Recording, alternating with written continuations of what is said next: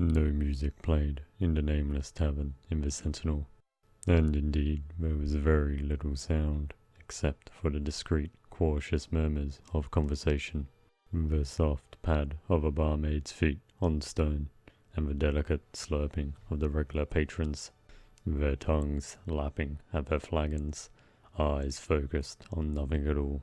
If anyone were less otherwise occupied, the sight of a young red-guard woman in a fine black velvet cape might have aroused surprise, even suspicion. As it were, a strange figure out of place in an underground cellar, so modest it had no sign, blended into the shadows. "Are you Jomik?" The stout, middle-aged man, with a face older than his years, looked up and nodded. He returned to his drink. The young woman took a seat next to him. "My name is Habala," she said, as she pulled out a small bag of gold, placing it next to his mug. "Sure be," snarled Jomik, and met her eyes again. "Who do you want dead?" She did not turn away, but merely asked, "Is it safe to talk here?" No one cares about nobody else's problems but their own here. You could take off your cuirass and dance bare-breasted on the table, and no one would even spit. The man smiled. "So who do you want dead?" "No one, actually," said Habala. "The truth is, I only want someone removed for a while. Not harmed, you understand, and that's why I need a professional. You come highly recommended." "Who you been talking to?" asked Jomik dully, returning to his drink.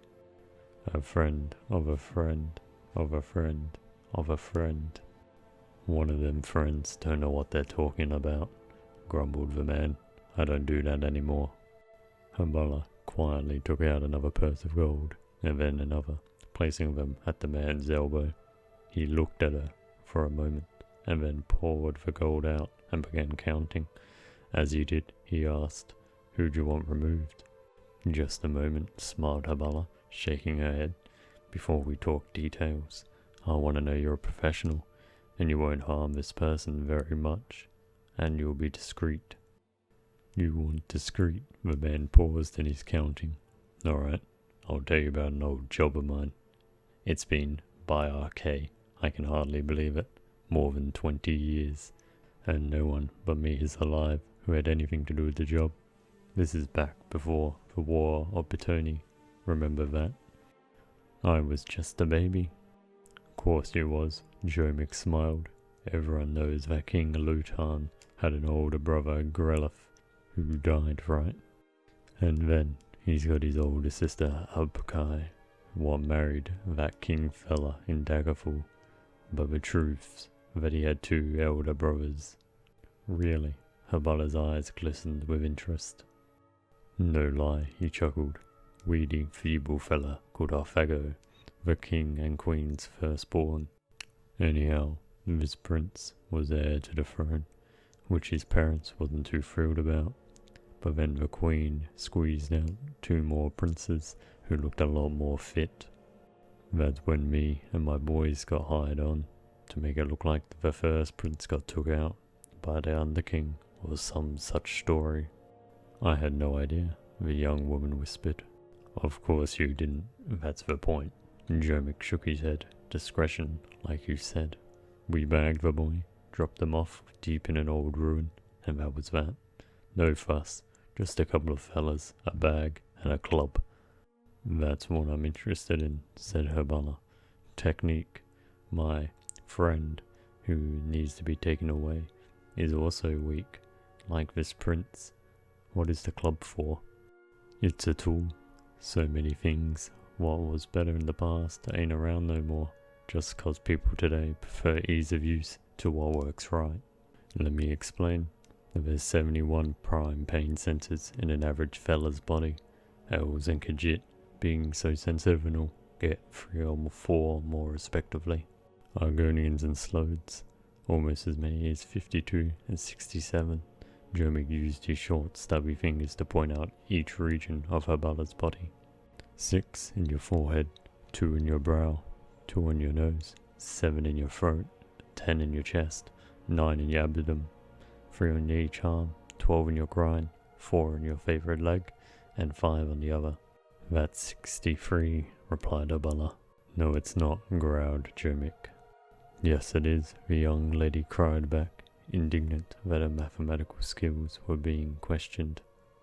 6 plus 2, plus 2, plus 7, plus 10, plus 9, plus 3 for one arm, and 3 for the other, plus 12, plus 4, plus 5, 63. I must have left some out, shrugged Jermik. The important thing is, to become skilled with a staff of club, you've got to be master of these pain centers. Done right, a light tap could kill or knock out without so much as a bruise. Fascinating, smiled Habala. And no one ever found out? Why would they? The boy's parents, the king and queen, they're both dead now. The other children always thought their brother got carried off by the underking. That's what everyone thinks. And all my partners are dead. Of natural causes? Ain't nothing natural that ever happened in the bay, you know that. One fella got sucked up by one of them saloon. Another died to that same plague that took Queen and Prince Grecliffe. Another fella got himself beat up to death by a burglar. You gotta keep low, out of sight, like me, if you want to stay alive. Jermik finished counting the coins. You must want this fella out of the way bad. Who is it?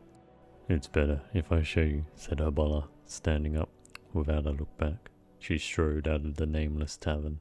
Jermik drained his beer and went out.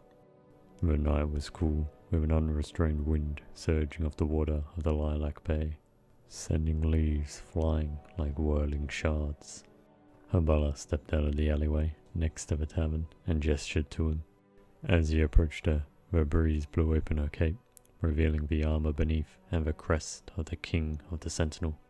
The fat man stepped back to flee, but she was too fast. In a blur, he found himself in the alley on his back, a woman's knee pressed firmly against his throat. The king has spent years since he took the throne looking for you and your collaborators, Jermik. His instructions to me what to do when I found you were not specific, but you're giving me an idea. From her belt, Habala removed a small sturdy cudgel. A drunk stumbling out of the bar heard a whimpered moan accompanied by the soft whisper from the darkness of the alley. Let's keep better count this time. 1, 2, 3, 4, 5, 6, 7,